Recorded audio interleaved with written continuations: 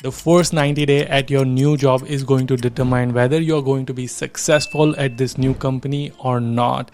Are you currently set up for success? If not, in this video we are going to talk about 9 tips and strategies which is going to help you to be successful within that first 90 days. Let's go. Hey, what's up everyone? Welcome back to the channel. If you're new to the channel, my name is Yudi and I'm a senior product manager at a fintech startup company. And on this channel, we talk about career wellness, productivity, personal finance, and personal growth, especially if you're in a tech industry. But in this video, we're going to talk about the 9 tips which you are going to implement to be successful within your first 90 days at the new job. Why do you have to be successful within the first 90 days? Why that 90 days period? There's a lot of research and studies been done. I'm not going to get into that. But anytime a new president is selected in United States, they get 100 days to prove what they're going to do. Similarly, in the tech world and the corporate industry, within the first 90 days, they're going to determine whether you will be successful or not. So imagine like all the business people, manager and hiring manager and all of that, they are putting a bet on you. They are saying that, hey, I'm going to invest 100,000 on this person. And so first 90 days is where they are trying to see whether the return of investment is really valuable or not. First step is negotiating your success, or in other words, setting up the goals with your manager. Here's how it's going to work. When you first join the company, on your first day, you will meet with HR, do the onboarding process. And then at some point, your boss is going to have one-on-one meeting with you, where he's going to explain a little bit about the culture, the work, and your tools you need to do and all of that. Within that first day, most likely, most mature companies, most mature bosses and managers should have the first 90-day plan for you. In my case, I was very lucky. My boss is very organized. So he already sent me the 90-day plan before even I started. So I had a luxury of seeing that 90-day plan before I started. And what it will look like is basically some milestones and some wins that, okay, first 7 days you can learn about the product. First month you want to learn about customers and business and code and etc. Within second month, you may want to start writing user stories. I'm thinking about product managers over here.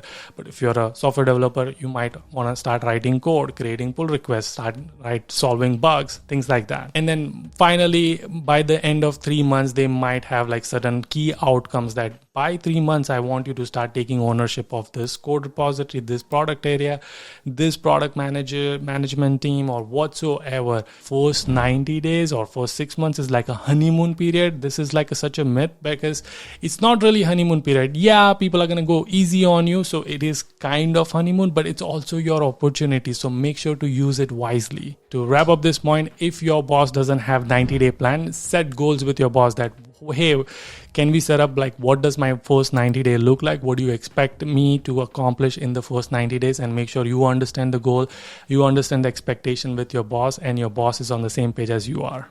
Tip number 2 is understanding business and company's culture. What I mean by that is you might be in healthcare industry, fintech, finance industry, lending industry, and so on. There are so many industries. So understand what business are you. This is another thing which I've seen a lot in a lot of people, especially developers, business analysts who have very technical jobs. They are so focused on like, I'm just worried about getting my code checked in and make sure that it doesn't blow up the build, and it makes sure that QA doesn't catch it, and that's it. It goes into the release. I'm not picking on software engineers. I love them. They're my best friends. But what I'm trying to say is try to understand how your company is making money. What is company's biggest priority right now? What are the company's biggest pain points? Or how are the customers getting acquired? What is the customer acquisition cost? And all those things. So understand business, because once you understand the business, you understand the company's strategy, and you can align yourself with the strategy. It is tremendously very helpful. At the same time, you also want to learn about company's culture, which is like a lot of time you'll see like at Google, we do this in Google's way, or we do this Facebook's way, or in my company, we say we do it Autoapprove's way. So whatever that way is, you need to learn so that you can enjoy and fit into the company. Tip number 3 is accelerate your learning or create a learning agenda. Every day you want to spend time to learn something new about the company, about the product, about the processes, whatever that is, you have to spend time learning. This is your time. This 90 days is your time to learn every single thing about the company. I mean, you are not going to learn every single thing, but you want to spend time in learning. So create an agenda. Like, what does that learning plan look like? Just like you have the 90-day goals, you should also have 90 days learning plan. And the best way to accelerate that learning is to shadow people, mentor people, and get coaching from people. I've done this in all my roles, and I would highly recommend you to do it. Here's how I do it. So when I started at my current company, I knew that my stakeholders, my customers, and my users are all three different people. So let me start with my user who is actually using the product, so that I can understand the user's pain point and then can implement the new features and etc. What I did is I asked their managers, hey, if I can shadow the users for like maybe an hour a day, so I can understand how they're using system, and they were more than welcome. They said like, yeah, happy to do that.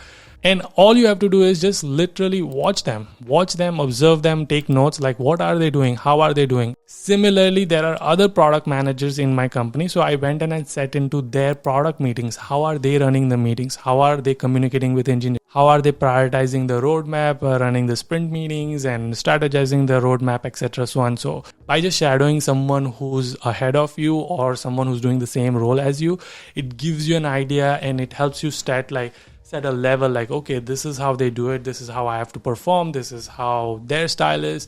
This is how people interact with each other. It gives you so much more learning. Mentorship and coaching, it's very important. My boss is kind of my mentor and also a coach. So I'm asking him how to do it, and then he will also let me know that if I'm doing something wrong, how to improve it. He'll ask me some important questions, leading questions, so to I understand things. You don't have to seek mentorship just from your boss. Like my boss's boss is also someone I look up to, so I ask them the question. My boss's friend and my boss's stakeholders, my stakeholders, and engineers. I meet with engineering leads, so I can understand what their things are. So whatever it is, seek mentorship and coaching, so that way you can accelerate learning, because they have already gone through the path which you are going through. Now you don't have to do it all over again and figure out by yourself. They will tell you exactly what they learned, so that way it's easy for you. Tip number 4 is setting up your one-on-ones. Now, this is super, super important, and hopefully your manager will do this. But again, I don't want you to be relied on your manager to do something and you're like, my manager didn't do it, so I'm assuming it's not important. No, it is very important. So set up one-on-one. What happens is, in most companies, your managers will set up this one-on-one weekly meetings so that they can give you feedback on how you're doing, how you're progressing. Sometimes it's bi-weekly, so twice in a month. But depending on, since you're new, I would recommend you to do weekly meeting. If they haven't set up already, then ask your boss, can we set a one-on-one 30-minute meeting where I can ask you my questions? Now, the agenda is not really to just talk and have the FaceTime. It is really to understand, are you doing what you need to do? Because remember, ultimately, when the year end happens and when your annual bonus comes in, the performance review happens, your manager is the one who's deciding whether you performed to the expectation or not. So how are you going to know without feedback? So that's why those one-on-one is your meeting. It's not your manager's meeting to tell you what you need to do. If your manager is doing it, then it's absolutely wrong. Here's how I do it with my boss, with my one-on-one. I would build a list of things which I want to ask him questions, and those are the things mainly which I'm working on or I'm struggling with, so I can get his opinion. In a way, I'm also telling him that these are the things I'm working on. Now, there might be things on his mind, so ask him like, what's on your mind? Like, what are you working on? So that way, you get to know like what is he working on, and you're building that relationship together. Also ask, am I meeting your expectation? And if you feel like I'm not meeting your expectation, please let me know as soon as possible, so they know that you are open to receive that feedback, and they will let you know. Hopefully your boss will do that, but if they don't rely on them. You built your success. Tip number 5 is to build relationship. It's very simple to all the other things which I've said. Don't stick to only your boss or to only your team members. I actually have been meeting with marketing team because I'm in marketing tech, and because of that, I get to understand how the marketing team works. I'm also very involved in sales team, so I understand how they use sales product. I'm also involved in engineering because they are my best friends, like I said. Building relationship is only going to take you forward and ahead. Build relationship. Tip number 6 is secure early wins. Now, there is going to be opportunities where there are tiny small things which you can implement today, like on your day one. For example, in my case, now in my last experience, I was a system administrator for Jira, which is a project management tool. It is like an Atlassian tool by like Jira, Confluence, Bitbucket. I was a system admin, but that wasn't my role. And this company just got the Jira and they were trying to implement it.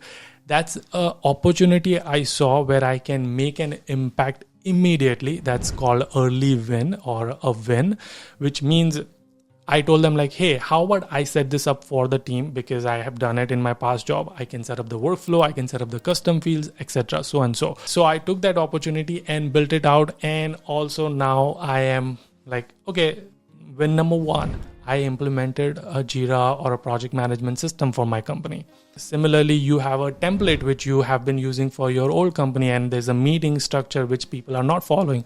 Maybe create a structure to the meeting, maybe create a template for the meeting notes. I'm thinking about business analysts and product managers over here, but maybe you are an engineer, you have a coding pattern or a standard which you used to follow in your old company. Maybe try to follow that now. I'm guaranteeing you there are small things which you can do, which are called early wins. So secure those early wins because that's going to build trust and credibility that this person is going to get us to the finish line. Another tip is to be proactive. Again, this goes back to my point number 1, which is like a lot of people think that this is a honeymoon period. So they are not proactive. They are reactive. They are waiting for their managers to tell them. They are waiting for the boss to tell them.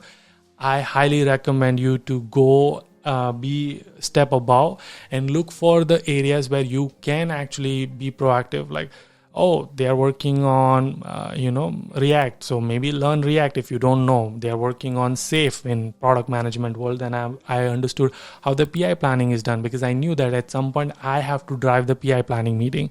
There might be small things like maybe even taking notes for your meetings which are happening. You can say like, hey, I'm going to take the notes and send out action items afterwards. It's like small things. Be proactive. Don't wait for someone to tell it. Finally, my last tip is to track your accomplishments or journaling your day. It literally takes you 2 minutes or 5 minutes max, but I highly recommend you to do it. Create a Word document and all you have to do is when you finish the day, take 5 minutes break and think about like, okay, what all things I've done. And here's what I do it every single day. At the end of the day, I'm like, okay, I worked with this customer, I solved this problem, I solved this bug, I created this release notes, I write it down. It's like it's a bullet point list. Now, here's the reason I'm doing it, because at the end of 90 days, you want to show what is your value. Did you meet it? Now, if you remember in the first point, we say like negotiating your success or setting the goals. Are you doing what you need to do towards your goals? Are you checking whether your goals and what you're doing is in alignment? If for some reason you have to switch jobs, you want to remember what you did in your job so that you can update your resume. This is a good way to keep yourself up to date. Like, okay, I'm working on this.